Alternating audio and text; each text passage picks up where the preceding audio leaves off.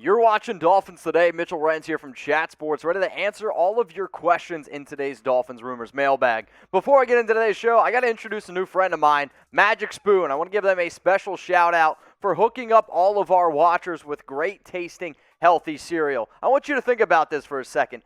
0 grams of sugar, 4 grams of net carbs, and 13 grams of protein per bowl. That's pretty amazing to me. And you guys can get $5 off your very first order at magicspoon.com/chat. All right, y'all, we got a fun bunch of questions here. This first one's coming in from Shamrock Sniper 789. The Dolphins defense was really good last season, and with the addition of Jaelan Phillips and Jevon Holland, where would you rank them amongst the NFL if Xavien Howard returns? I'll tell you what, I actually like this question a lot. I know we talk about defense considerable amount because of how good this unit did play last season. I don't know if they're top 10 because I went back and I looked at a bunch of different defensive units, and I was like, all right, I think there's a lot of talent here. But the one credit that I will give Brian Flores and this staff is they found a lot of players that might not have the ton of talent and turned them into a very good defense. So I am going to say that they're a fringe top 10 defense. I don't know if you're asking this because there was a crazy PFF article out there ranking the top 32 defenses. 32, there's 32 teams, Mitch, get it together, in the NFL, and Miami came out at 28. That is super disrespectful. I guarantee you there's going to be a lot of people, when I ask y'all this question, that are probably going to make some sort of D joke, but I also want you to be legitimate with me. Where would you rank Miami's D? Go down in the comments section and let me know. I got producer Jeremy laughing at me because I was like, they're going to be mature when I ask this question. Maybe it won't be. Where would you rank Miami's D? Let's go to this next question coming in here from John Carlo, 3,300. I heard some reporters say that Jevon Holland is the most versatile player in the league, and which way is he versatile? So I'm actually glad you brought this up.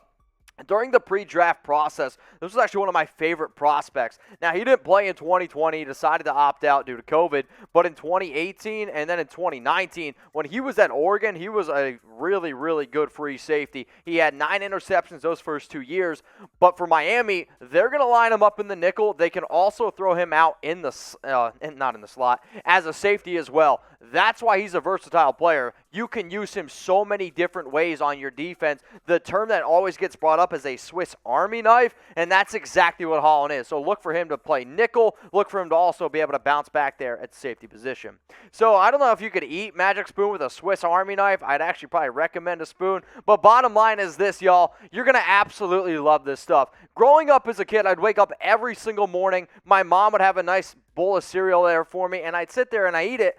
But then the older and older I got, I started to look down. I'm like, man, I'm 13 years old. I got a beer belly, and I'm covered in pimples. Like, how is that even possible? It's because cereal's filled with a bunch of shit, and it's just the truth. But Magic Spoon, they didn't only create a healthy cereal, they've perfected one. I guarantee you guys this. You're going to love this stuff if you go ahead and try it. 13 grams of protein, 4 grams of net carbs, 0 grams of sugar, and only like 140 to 170 calories per bowl. If you love cereal, if you're trying to eat a little bit healthier, please go ahead and check it out. The cereal that I have here on today's show is actually, I got peanut butter, which it tastes a lot like Reese's Puffs, and then also the chocolate. You can mix them together.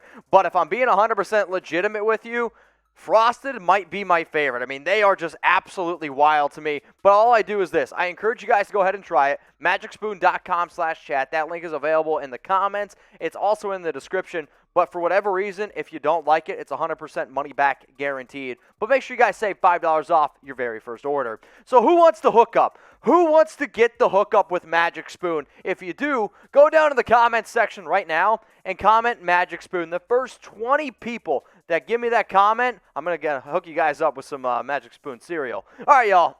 Next question coming in here is from Strock Blackard. Hopefully I got that right. I know you ask a lot of questions during these things. Will Howard return under his current contract, or will he hold out? Man, I wish I could sit here and say that there's no drama whatsoever, but I've been talking about Howard drama for probably 4 to 5 months at this point. I mean, I feel like they're going to be a show called Keeping Up with the Howard contract negotiations. I mean, it's been a real issue, right? Now, give me a Y for yes and for no. Will Howard get a new contract? I do think that Howard's going to hold out, and if he doesn't get a new contract, he's not going to end up being very happy, or he might not even play. That still remains to be seen. But he wants guaranteed dollars. I really think that if Miami could figure out a way to give him more guaranteed dollars and then lengthen his contract, maybe that would make him a little bit happier. But let me know. Do you guys think that Howard's going to get a new contract? Why for yes or and for no? All right, let's go to Dakota. You're up next, brother. Besides Howard, who is tradable, and what is their value for a trade on the Miami Dolphins? Really like this question a lot, and I'm glad that you said besides Howard, because obviously the most tradable player right now is Xavien.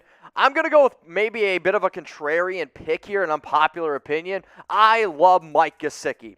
But the reason why Mike Gesicki is going to end up making this list here is because Miami went out and drafted Hunter Long in the 3rd round, 81 overall, Boston College tight end. And not that I think Long's a lot better. I don't. Gesicki is a much better tight end. And to be honest, I didn't like the pick a lot. But when I think about what Miami could potentially be doing here, they decided to give Adam Shaheen a contract extension. They love Durham Smythe as a blocker. Maybe they like Hunter Long as a receiving option. And then you have Gesicki coming off probably his best year of his career, 53 grabs, 703 yards, 6 touchdowns. But then also, he's entering the final year of his contract. So if the plan is for the Dolphins to not bring him back, let's say, why not go ahead and then try to get some draft capital for him? So, like, in terms of what would I be looking for Gesicki, I would hope for a 3rd-round pick. The Dolphins drafted him in round 2, 42 overall back in 2018. And you got to think of it a lot of times as a used car, right? Players don't usually get what they're drafted at. So if you get a 3rd, maybe Miami would settle for a 4th. But let me know. I'm going to go with Mike Gesicki. Who are you guys going to go ahead and say? Who is a tradable player on this Miami Dolphins team? Maybe it's a guy who's not going to get too many reps. I went with a player that's good, that I could try to get a lot out of, and if I don't realistically think that he's going to play for a long time on this team, that's why I went with Gesicki. But hey, let me know. That's what these shows are all about. Let's go to Caca Cacac? No. Caca Cacac. Which player other than Tua will make a jump this season, and who will regress the most? So Tua is definitely probably the most common name that gets brought up. I'm going to go with a player that really struggled last season as a rookie. I'm going to go with Noah Igbenogany. If somebody could tell me how in the world to spell this guy's last name without Googling it, you would save me so much time every day at work. But Noah was drafted out of Auburn in the 1st round, I believe 30th overall of 2020 draft.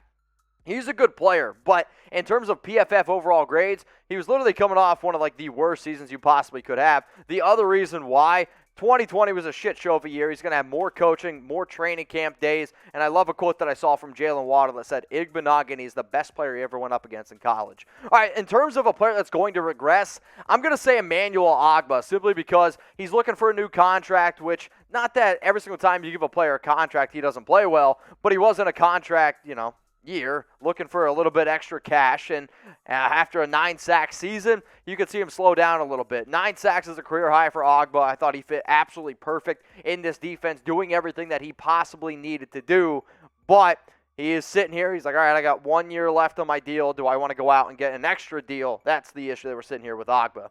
Now, the way that we do all of our shows here at Chat Sports, it's simple. The more subs the channel gets, the more videos you guys get. So if you guys want more videos here around the Miami Dolphins channel, all you got to do, subscribe. And if you got some friends that are Fins fans and you know that they're going to be enjoying a lot of these shows, send them the link that you see below, youtube.com/DolphinsNews, or look underneath the video and click that subscribe button. All right, let's go to Robert Fritz. What's up, dude? Get a pick.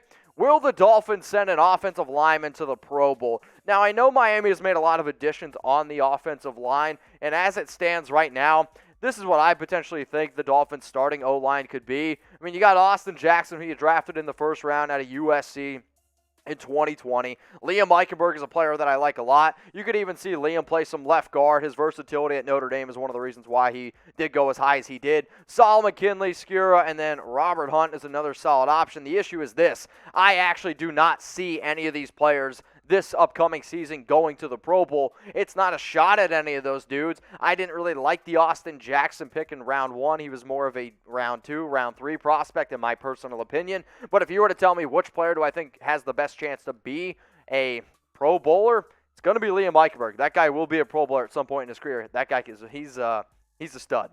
Let's go to Luke Brown. Not a big fan of the band. Which one of our rookies will have the biggest impact? Now, you got Jalen Waddle, you got Jaelan Phillips, both drafted in round 1. Then you had Holland drafted at number 36 overall. You could go a few different directions in this one, but before I give my answer, how about you guys let me know, which rookie do you think is going to make the biggest impact in the 2021 season? Go down to the comment section and let me know. The player that I'm going to say is Jalen Waddle, and it's like the most chalky answer you could possibly give. But let's face it, if you draft somebody number 6 overall, the plan is to get the football in their hands. Therefore, going to make the biggest impact. Not that I don't think Jaelan Phillips is going to be good. I really like what Jalen Waddle has been doing, and I'm really excited to see what he's going to do this upcoming season. Let's go to Humble Warrior. Are you actually humble if you call yourself Humble Warrior? Realistically, is Tua going to have a much better sophomore campaign than his rookie season? I'll say yes, it is going to be better. I don't know how much better. He definitely had his ups and his downs. If Miami trusts him a little bit more and lets him stretch the ball down the field, that would be a good thing because that's going to help his confidence out a lot. But he's got a ton of options around him at the tight end, at the wide receiver position, an upgraded offensive line. So I do think he is going to be better in year 2.